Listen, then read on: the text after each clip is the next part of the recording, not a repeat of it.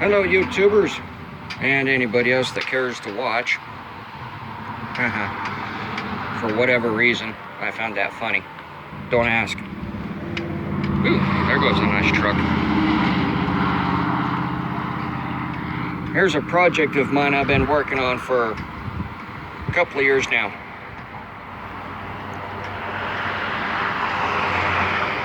It's an old golf cart that I got off of Craigslist. Club car golf cart. I didn't like how short it was for this project, so I stretched it out and made it longer. This is my current configuration. I had to make new motor mounts because my original one developed a crack in it. It was an aluminum plate. It did the job for a while.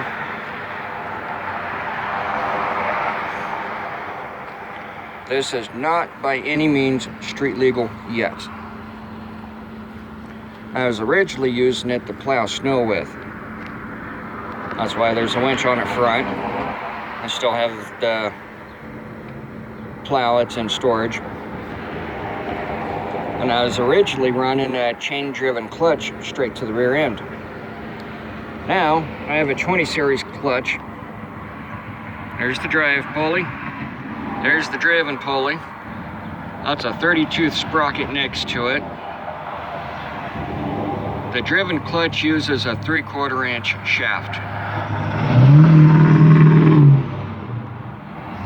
The small sprocket down there turns 12 times to one turn of the axle going to the tires.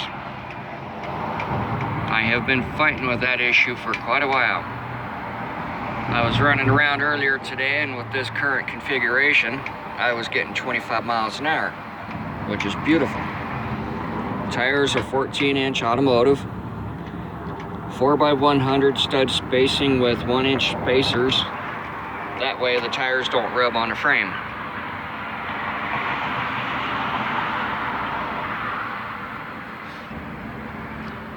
I do have a home-built trailer I put on the back of this thing. Pulls around just fine. I had to modify the exhaust on the muffler before it was hitting the back of the seat. I cut the tube, turned it by a 1/4 turn, welded it back together, and put it back on the motor. Now the exhaust blows out the side, and I don't have to sit there and breathe it when I'm running around.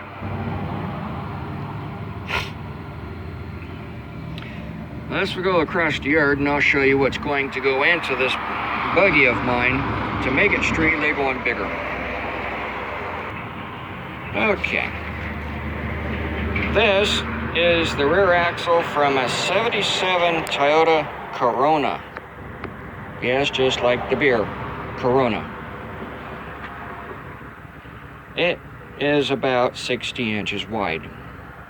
No, I'm not going to use the leaf springs laying here with it.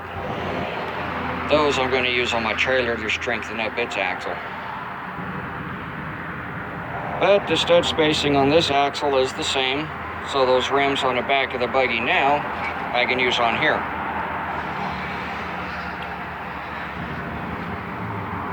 The front of the buggy is going to be expanded out to 60 inches as well. But that's going to use ATV spindles. Let's go take a look at them. Okay. There's one of them. Yep, there's the other. I have all the components of these spindles. I will have to get adapters made because my rims are 4x100 and the ATV is 4x114, or was that 44? I don't remember. I just know it, these things are bigger, but they have disc brakes.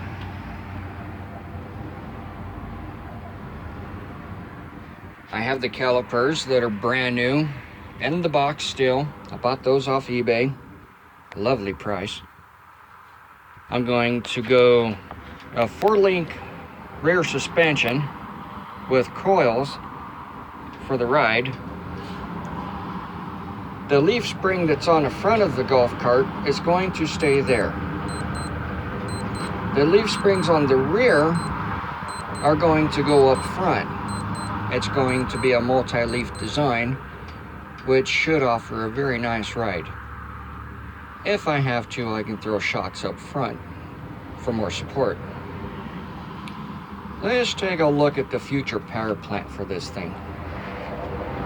That 6.5 horse will not have the guts to push that automotive rear end.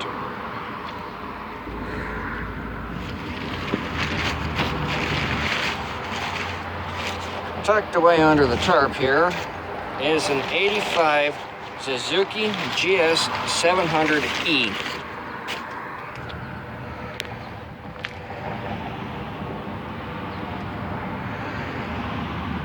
This is the future power plant to that buggy.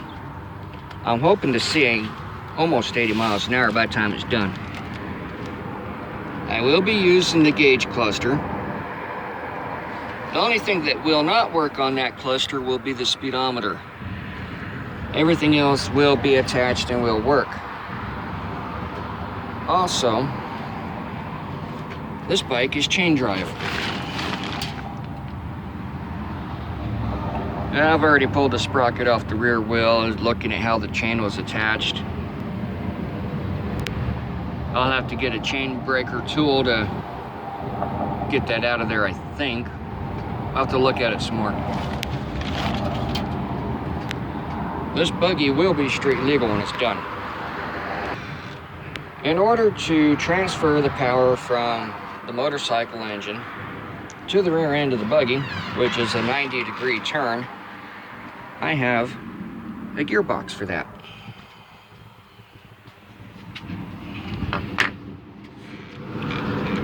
What I will do is put a sprocket on this shaft so that it turns the same direction as the sprocket on the motorcycle engine.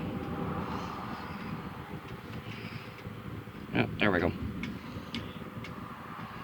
This shaft is marked in the rotation for the rear end, so I go forward.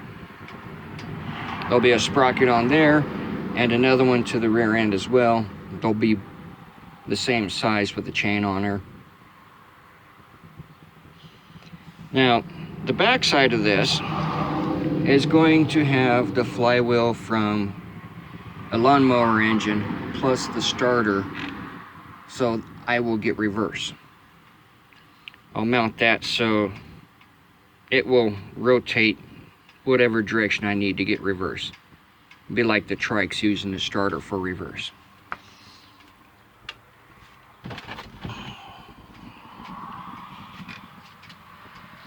Right now, I have 2 LED lights. These are spot beams. Get more light coverage with spots and a lot further coverage than you do with flood. All the lights on this buggy are going to be LED, so there's very little draw off the motor as far as power consumption goes.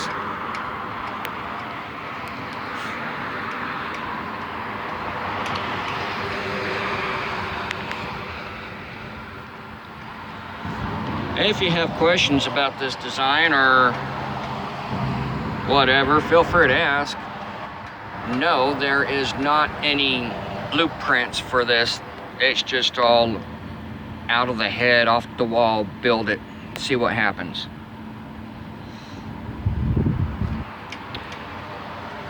When this thing's finished, there will be enough room for driver and passenger.